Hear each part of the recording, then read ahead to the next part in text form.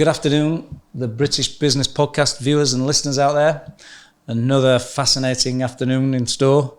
We have Desiree Silverstone, Head Honchos, Executive Coaching.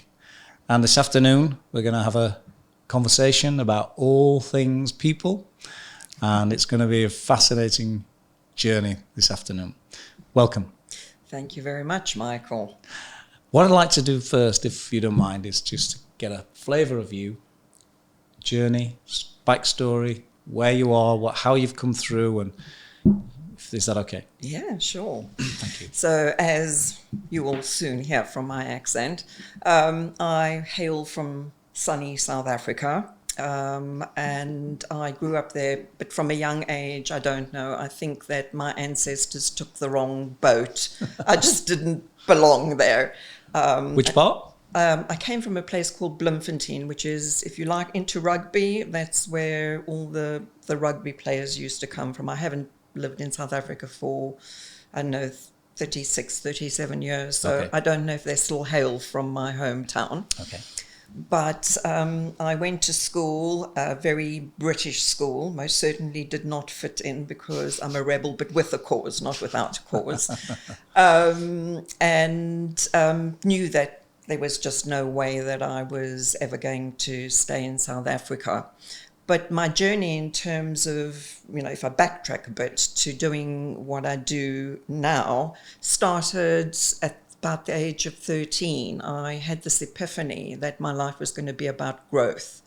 And it was about, which I call soul evolution, about developing, and that everything that happened to me that was bad. They say that, you learn your lessons when you make mistakes. Sure. So whatever came my way, there was always going to be a message in there that I needed to take.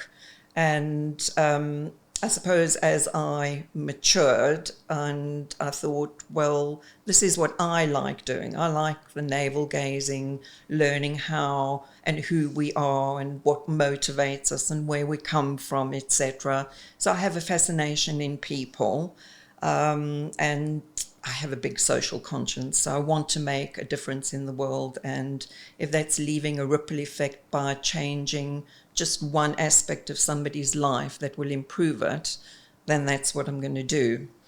So that was my philosophy going forward. I got a little bit sidetracked because I had a sister who was big advertising queen. So I kind of went, oh, that looks a bit shiny. But went into advertising for a bit and thought, well, not very sort of nourishing for the soul. And at that point, I left South Africa. I was 24. I left with 2 suitcases, $2,000, and went to find my life in the not gold paved roads of America. And then sort of that didn't work out, so went to... Whereabouts in America? I lived in upstate New York, in Rochester, spent the winter there in 7 foot of snow and froze. And then moved to Dallas, which I walked into an oven, to talk about 2 extremes. And I loved my time in America. I absolutely fell in love with it.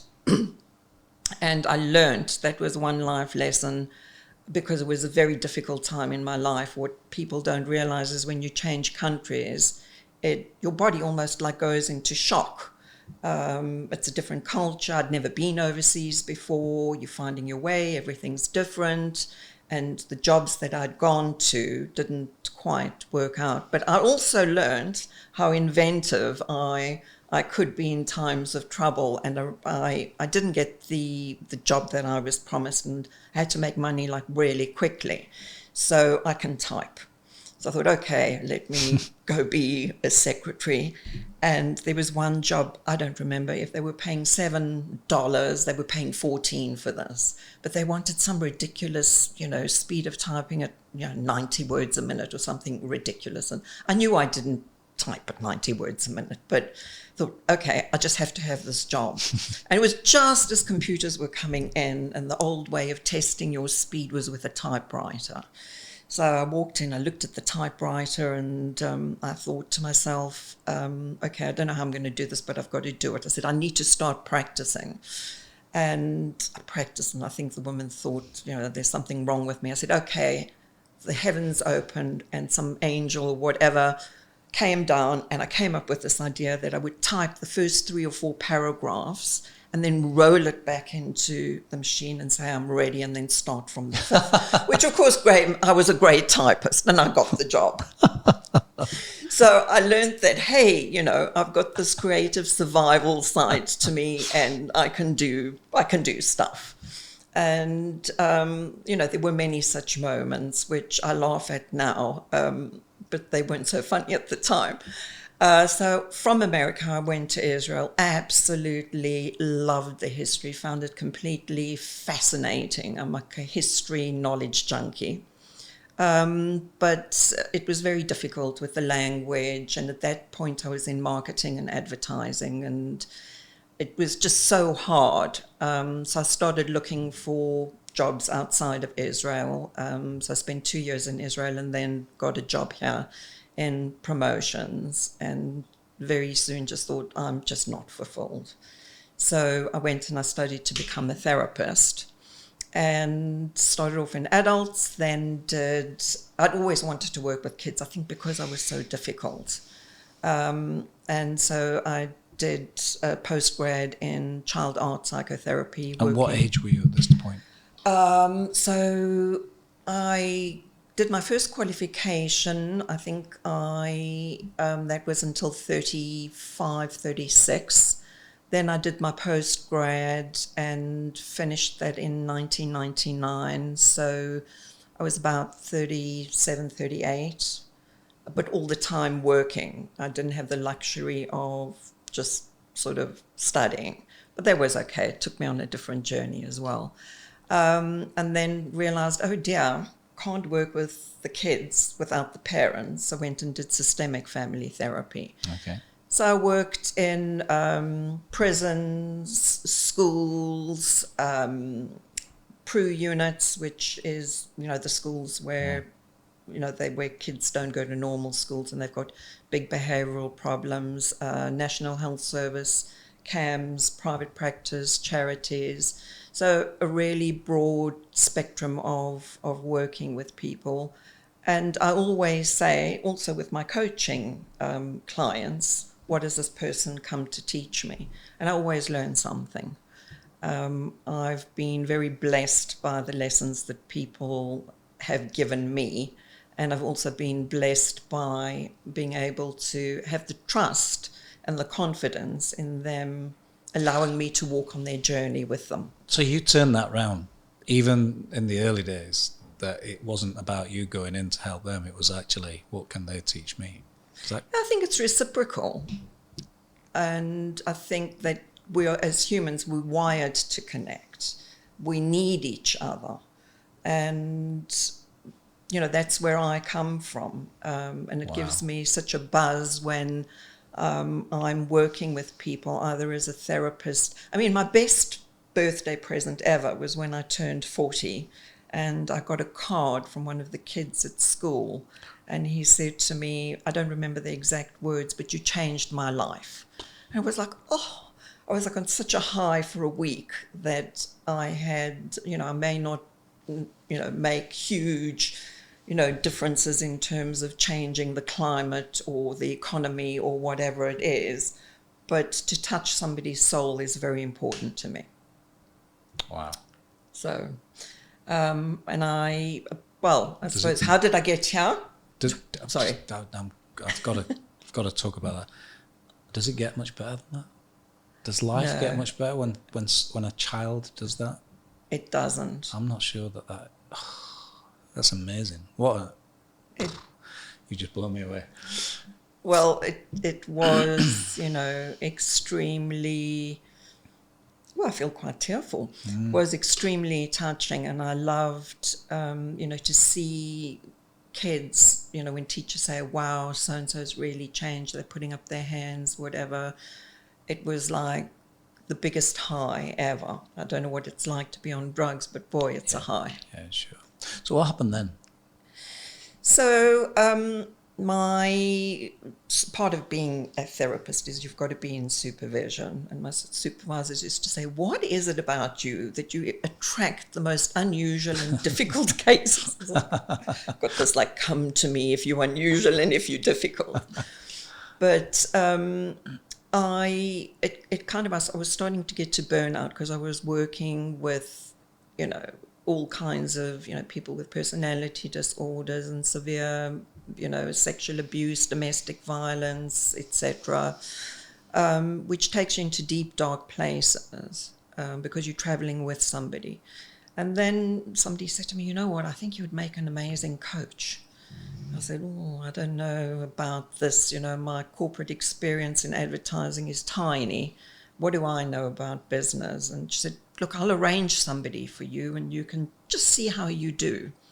And this woman started off saying, oh, I'm so-and-so, and I work in such and such, and I'm responsible for $300 million of, and I just thought, okay, it was the days before, Zoom, etc., was over the phone. Sure. I thought, I'm just going to say the phone cut off, whatever. What do I know about $300 million of anything? I think I had a minor panic attack and thought, I'm totally out of my depth. But as she started speaking, I realized that actually it's not about that. It's actually about people. It's about where they stuck, about self-limiting beliefs, about all kinds of things that actually relate to people in the workplace. We're programmed by our past. We don't just land in the workplace. No. And I work a lot with people who have a work self and a home self.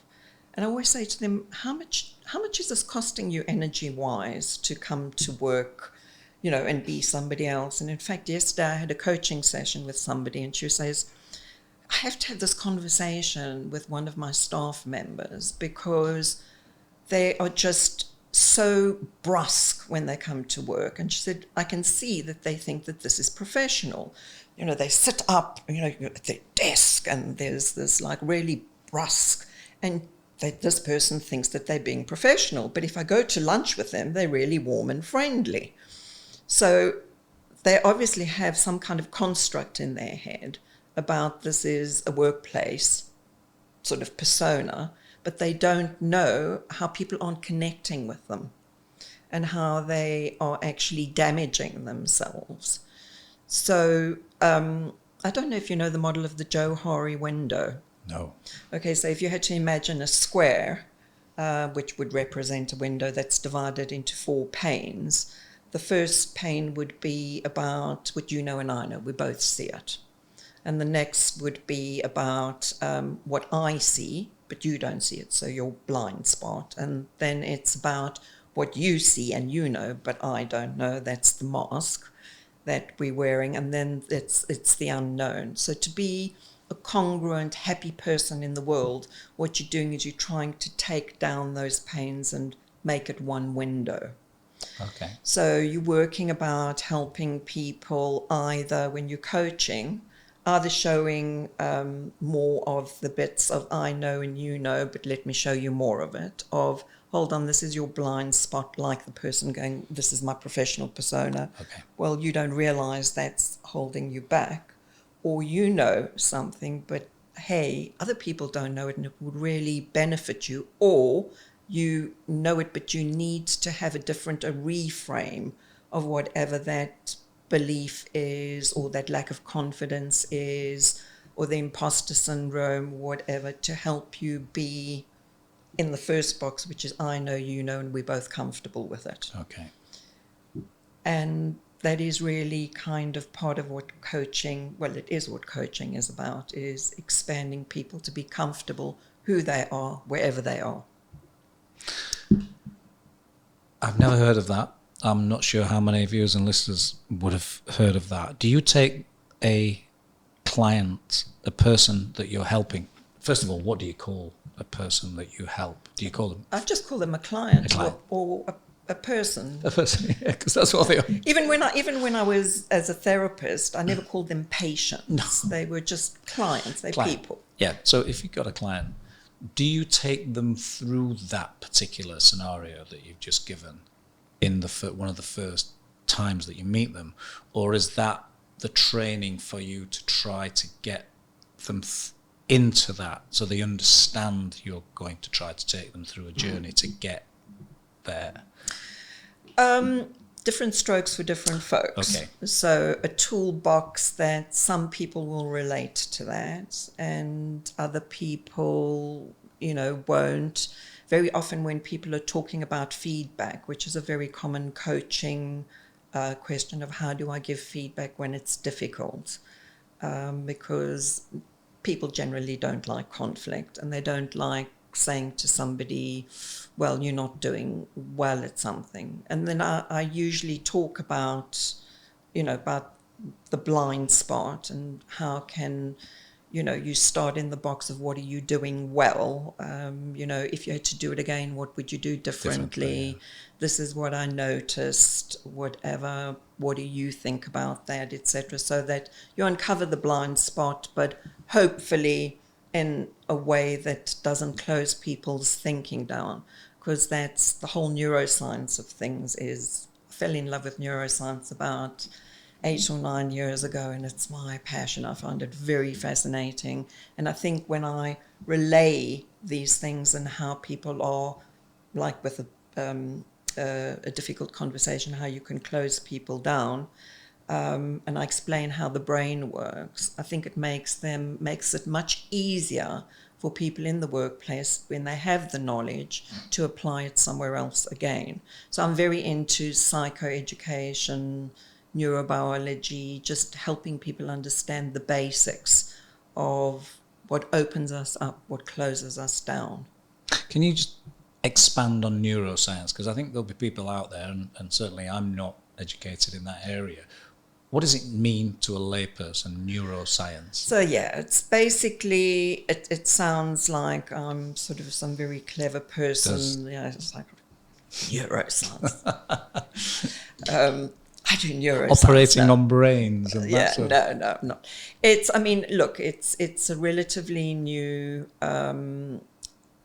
field in terms of applied neuroscience. So, for many years, it's a huge, the brain is like largely undiscovered. But what has started to happen over the last few years, it's become much more, the knowledge has become much more available to me, the local person in the street, of what happens in the brain and how you can use it. So I'll give you an example of, you don't need to even know all the technical names. So very easy way of describing thinking, in the workplace and emotions it's a wonderful model by a guy by the name of Daniel Siegel. He's a psychiatrist. He's worked a lot with kids. So if you had to take this, it's called the hand model. And you had to close your hand like that. If I turned my head sideways, I'm not sure which way the camera is. Yes. So this would represent the front part of your brain, which is, for those that want to know, the prefrontal cortex. Right underneath it is your emotional brain. So it's very closely linked. It lies like right underneath here. So when you get emotional, like you get scared, upset, this, even sometimes happy, even when you're happy, this starts waggling about and your front bit goes offline. Depending on how frightened you are, it may be a little bit, it may be, a lot. And that's what Daniel Siegel talks about with kids, flipping their lid. So you've got to bring this... Is that where it comes from? That's where the term comes from? No. Okay. He made the model and then he said, and it's called flipping your lid. Okay. So this is where your decision making comes in. So you want to keep that connected. So at work, you really don't want to get people into a state of fear and negativity, hurt, or whatever, because their thinking and their creativity starts going offline because they go into survival mode of this is threatening. So you're not getting the best out of them. And that's why the whole thing around culture in the workplace is so important. You can't just say, people are our best assets and pay lip service. What are you doing about it? Sure. How are you creating psychological safety that people think it's okay to come into the workplace and be who they are. And I'm a prime example because I am bipolar. So for many years it was like, don't talk about it. People think that you're nuts. In fact, when I went for an interview for my master's, I went to university, I won't say which one. And funnily enough, she was head of the department and she was a psychologist. And I had to disclose I was bipolar. And she said to me, so what happens when you have a high? Do you run around the streets screaming naked? So it was, it was kind of like, oh, you don't want to tell people this. And I had another experience where it was my first job when I actually came here. And because of the shock of traveling, etc., I hit a real down. And I took time off work, and when I came back, he fired me. And he fired me because I didn't disclose in my interview that I was bipolar. Sure. So with people like Prince Harry, and it's becoming much more acceptable and well-being in the workplace, and that's great, but are they paying lip service, or is it really, really like, hey, I can say this and be understood? I was reading some research from the Oxford University about how 39% of managers within businesses were saying that it's okay for it to become much more aware of mental wellness and well-being to be a massive issue in the workplace. However, something like only 18% of managers' hierarchy is being trained to spot it, to help with it. And that was absolutely compelling reading for me, because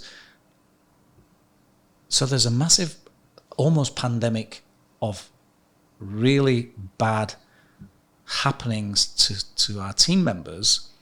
It's about mental health and well-being, but there's nobody out there to spot it or help with it. How does somebody like you, who knows that, you've known that for years, and now you're seeing this uplift in, at least people are talking about it, maybe the whole society is talking about it. What are your thoughts about trying to get business owners and controllers and managers to help individuals?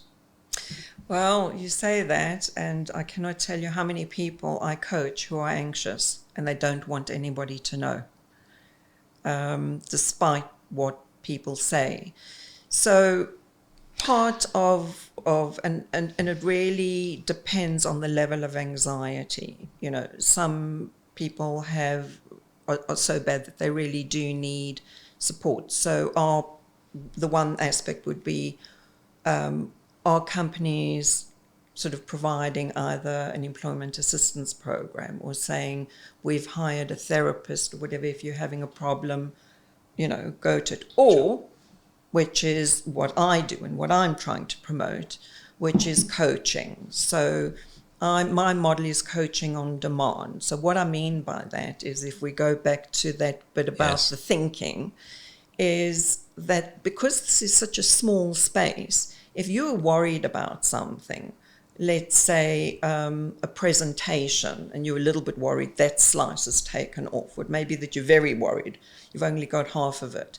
But if you can free up that mental space through a coaching session, be it that you have to have a difficult conversation, a presentation, branding yourself, getting a promotion, whatever it is, and you're worried about it, having a coaching session and freeing that up, maybe one coaching session, maybe two coaching sessions, but about learning to either reframe it, giving people ways and techniques of dealing with it. And you're not talking about where it's become sort of to a level of panic disorder or like such severe depression. You're talking about on a level that it's worrying but dealable with. If there's ever such a word as dealable, excuse me, but that's what the coaching is meant to do. You don't have to have long-term goals. It can be a one-off, a two-off, and it shouldn't actually be, it should be available to everybody in the company. Coaching shouldn't only be for the top I know I'm head honchos, but it shouldn't be just for the head honchos. It should really be for everybody, because I speak to so many people that there's one particular company that I'm working with, huge, massive international tech company, and, very hierarchical. So they're in sales and they've got to hit their number. And this person is telling me that the person above them is saying, close the deal. I don't care what you do. I need the number. We need the number. And this person has done absolutely everything they possibly can. And this person is, they were like really in a high state of anxiety, because of it. So they may not have been at the top they may have just been like this little person at the bottom contributing towards the overall bottom line. But completely in a really bad way psychologically. So why shouldn't they have help and support to get them through that? So that's what I'm trying to promote in the workplace, of make it, accessible, and make it accessible for everybody. Buy a block of 20 or whatever it is and say, you're having a problem? Yeah, go speak to somebody about it. And I have creative ways as well. There was one lady who said, she worked in the Middle East, and she said, we've just got a new boss. He's coming from America. We only get 20 minutes with him. And how am I going to showcase myself? I paint and I sculpt. I'm a bit of a creative, and I do come up with some wacky ideas. I said, you know what? Walk in, because everybody's going to be promoting themselves. I said, walk in and say, Mr. So-and-so, I've got a confession to make. So he'll probably look at you as if you're crazy and say, I've been spying on you.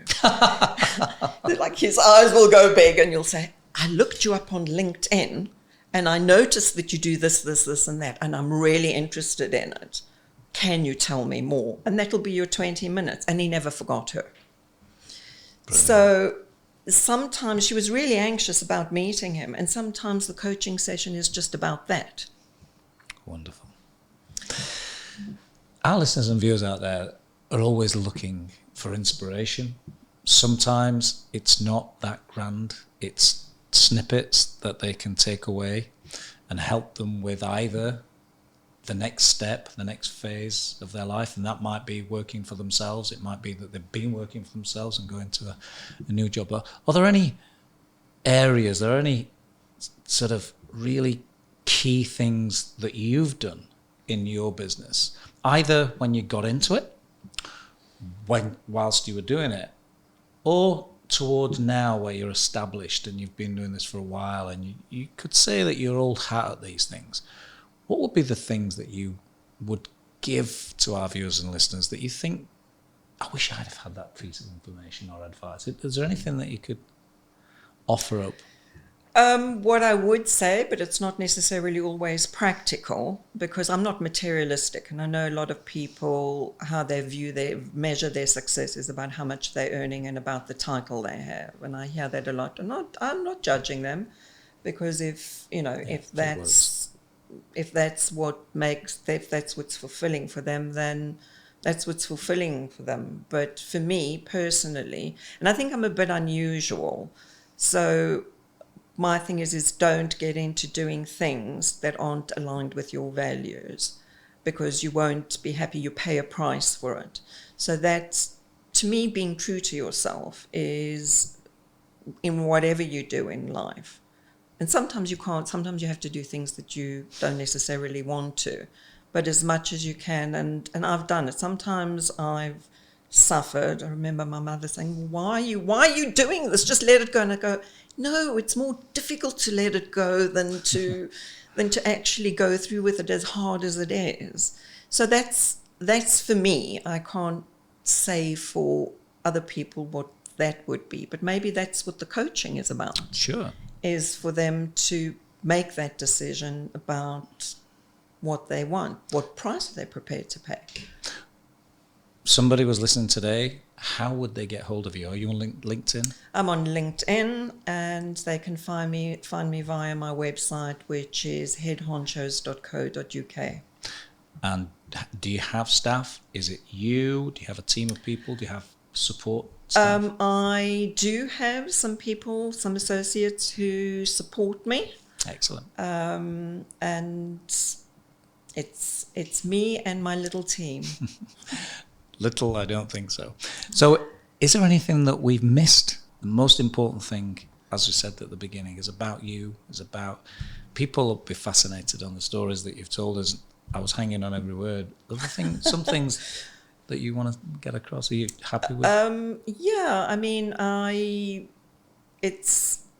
suppose one thing I would say about